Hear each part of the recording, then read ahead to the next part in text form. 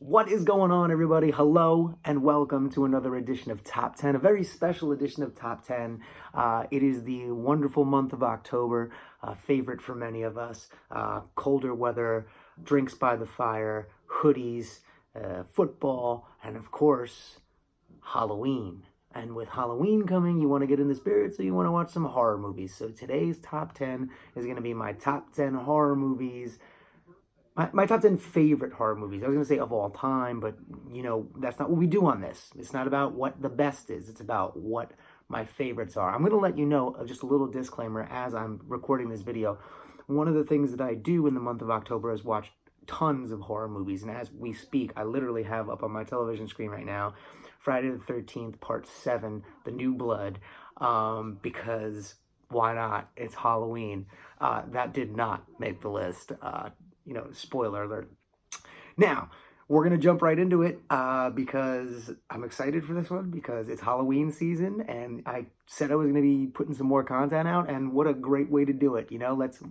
Tis the season, as they say. Let's get it started. So number 10 on my top 10 faves is going to be Saw. Saw is great.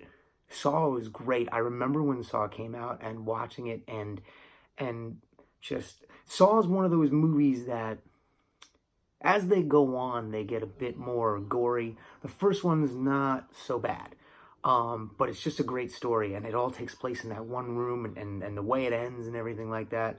I don't want to give any spoilers away. I'm sure by now, considering that came out, I think in 2007, you've had 12 years. You're all right. By now, you probably know the twist at the end, how he has to saw his foot off to get out. Anyway, whoops, spoiler alert. But that's it. Saw, number 10 for sure. Love it. Number 9, The Lost Boys. It's an 80s cult classic vampire movie with Corey Haim and Corey Feldman that some love, some may not even know, but for me, it's an absolute favorite. It really is not that scary. It's kind of corny, but it's a lot of fun, and it's vampires, so it kind of falls under the season of Halloween, so it's fun to watch, and it's one that I always watch this time of year, and I probably will be watching it soon. We're gonna move right on, though. We're gonna move right on to number 8. Number 8. Now, again, remember, these are favorites, okay? Favorites. I'm not saying this is the best one, although I'm sure many of you will agree that it is a good one in this series. But there were many remakes of this, just like everything else. But Halloween, the 2007 version. That's right. The 2007 version of Halloween. So good. I mean, everything about it. The entire backstory of his Michael Myers' childhood. You see him struggling. And the kid that they cast to play Michael Myers as a child was like so good. He was scary. He was creepy. It was just crazy. And just to watch that entire arc, and it was directed by Rob Zombie, which was like different, and nobody knew what to think, and everybody was like, oh man, how's this gonna come out? And it ended up being great. Like, it got great reviews. So I'm sure some of you may be like, well, I wouldn't put it on my list, but I do agree it was a good one. I think we can all agree it was a good one. It was a very good one. So Halloween 2007 edition, that's my number 8 for sure. Number 7. This one is not a common one. It's not one many people have seen. I will tell you, as of right now, October 2019, it's on Netflix. It's something you can go on there and you can check out. And it's a lot of gore, which is not usually... The gore doesn't make a horror movie for me. The gore isn't the scary part. It's the psychological stuff in and around the killing that does it. And in this movie, it has it. So instead of beating around the bush, why don't I just tell you that number 7 is Terrifier. It's a movie where the killer, his name is Art the Clown, and he's pretty popular as a cosplay at different like horror conventions and stuff. He's a very specific clown in black and white with like a really big nose. I'm sure you've probably seen a picture of him somewhere. The movie's crazy. And there's a really gory kill scene, which is like, the gore doesn't really do it for me, but like I said, that psychological stuff in and around it, oh my God. There's a scene in like, I think it's like a pizza place where the clown comes in and he sits down and he like looks over at this girl, just like looks like that right across, just like across the pizza place, small place. He's not far away from her, and gives her this big creepy smile. And dude, it's a mind fuck is what it is. It's crazy. It's so good. Terrifier for sure. Number 7. Number 6, in keeping with the theme of clowns, number 6 is a movie. Again, this is one that not many have probably seen. It's an Eli Roth film. Again, he's somebody who's hit or miss. Some people don't like his stuff. Some people do. I tend to like some of his stuff. He's most popular and most well known for Hostel, but that's one that kind of made him blow up. But number 6, Clown. It's just called Clown. Eli Roth film. It's so good. I remember when I saw the trailer for this, it was maybe five years ago or so. It's 2019 now. And it hadn't been released yet because they were worried about the content of the movie for people, like that it was like too sensitive. So I think something happened and it got released in the UK, but it hadn't been released here yet. And I remember, oh man, I was trying so hard to find it. I wanted to find it. I wanted to watch it. I wanted to see it. And I think I actually, before it was anywhere, I got it on YouTube. I got it on YouTube. Don't ask me how. The full-length film. I watched it with my then girlfriend, now wife. And man, it's a messed up movie, man. Like, it's a clown movie, but it's like it's about an evil clown. I mean, I don't want to give too much away because I don't want it to be like one of those things that you watch this and you're like, well, I don't need to see it now. But it's a guy hires a clown for his son's birthday. That falls through. The guy is a realtor who's selling a house, and he happens upon this clown type outfit. And he's like, screw it, I'll do it myself. And he decides to dress up as the clown. And it all starts off fun and innocent like that. And then he wakes up the next day, and some changes start to happen, and things get pretty crazy pretty quick. And I'm just going to leave it at that. I don't know that will necessarily intrigue you to check it out, but if you want to, you absolutely should. Eli Roth, if you're a fan of his and haven't seen it, or maybe you have, I highly recommend it. Clown by Eli Roth, creepy film. All right, we're in the top 5 already, so we're gonna keep on moving. Top 5, number 5, definitely near and dear to my heart. I love this film. I even met the guy who played the monster. Number 5, Jeepers Creepers. There's a lot of people who don't like it. The director Victor Salva obviously has been the center of some negative attention thereafter the movie. That stuff that came out about him and stuff like that, but the first 2, the third was trash, but the first 2 are so good. And now, look, Jeepers Creepers came out in 2001. And in 2001, I feel like at that point there hadn't really been any monster movies for a long time. There'd been like a lot of slasher films and stuff like that. That's coming, think about that. 2001's like around the time that like all the Scream movies came out. I Know What You Did Last Summer, stuff like that. It was slasher type stuff. There hadn't been like a movie monster in a while. So when Jeepers Creepers came out and I saw this thing and I was like, oh my God, it was an awesome monster to me. I thought it was sick. And the first one was just so well done. They did such a great job of, like, you know, one of the things I think makes a great horror movie is when you don't show the monster. I'm sure there's always a point in the movie where there's the big reveal, but you don't really show him or her or it, whatever you want to call it.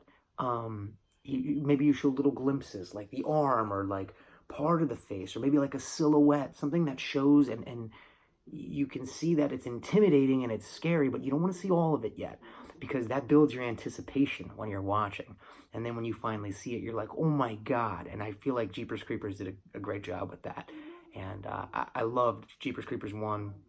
Honorable mention to Jeepers Creepers 2, because I really enjoyed that as well. The scene where he's hanging upside down at the back of the school bus is just awesome. And then 3 was trash. 3 can fuck off. We're not even talking about that. But that's it. Yeah, so number 5, Jeepers Creepers.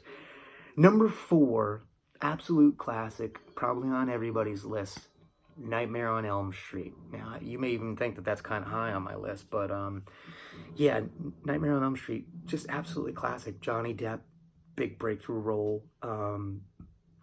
So many things in that were so crazy. And you know what's funny is I saw a documentary about all that stuff too, and they talk about how they do the scene with like all the when the blood comes out of the bed and everything like that, like he gets sucked down into the bed and all the blood comes out and stuff. It's so crazy because that was like 1984. I was 1 year old. I was 1 year old when that movie came out.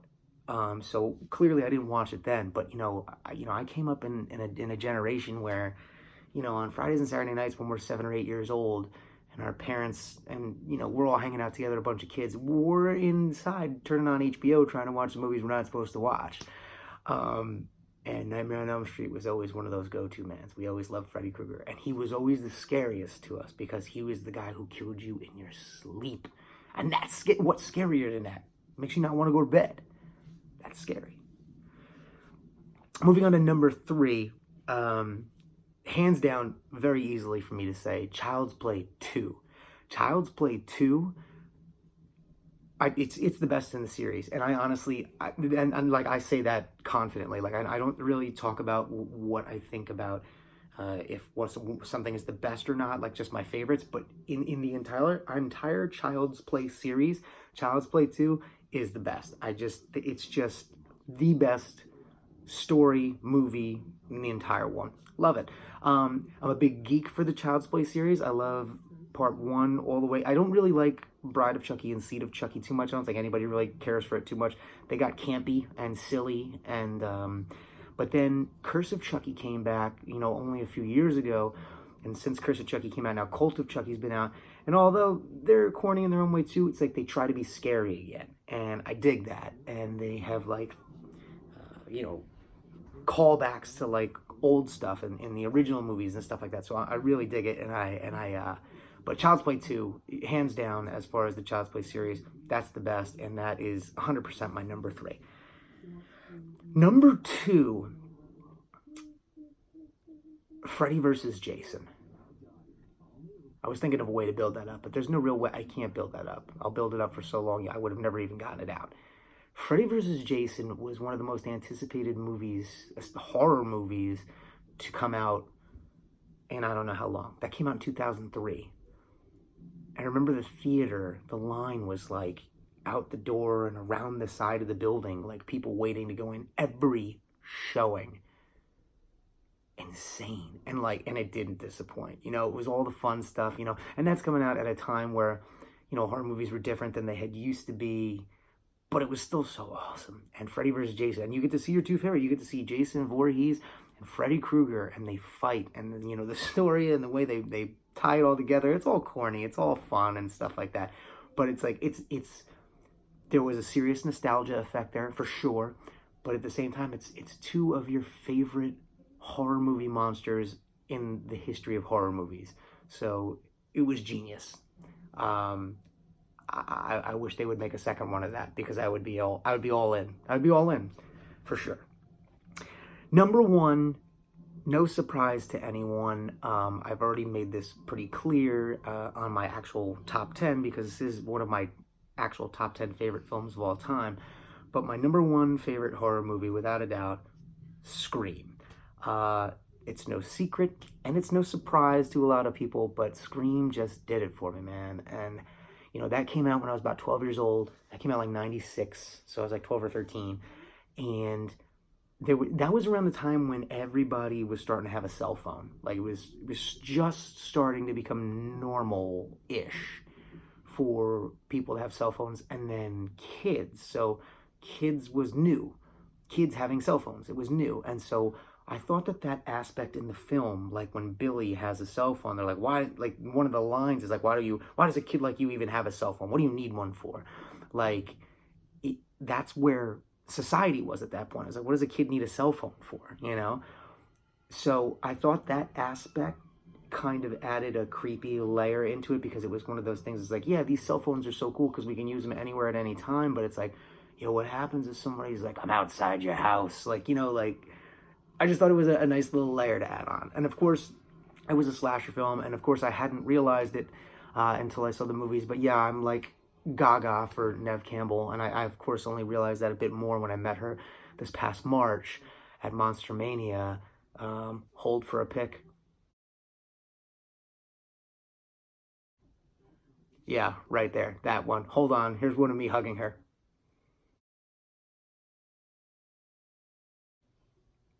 That's pretty sick, right? I'm telling you, it was a great moment. I geeked out hardcore. But anyway, um, you know, Jamie Lee Curtis with Halloween, Heather Langenkamp with Nightmare on Elm Street. Those were like considered the Scream queens. My Scream queen will always be Neve Campbell. The Scream series, I love all of the movies. Scream 1, definitely the best. I like them kind of in the order that, well, I kind of like one, part 2, part 4, part 3. Part 3 was eh. Part 4 a lot of people hate, but I actually enjoyed it.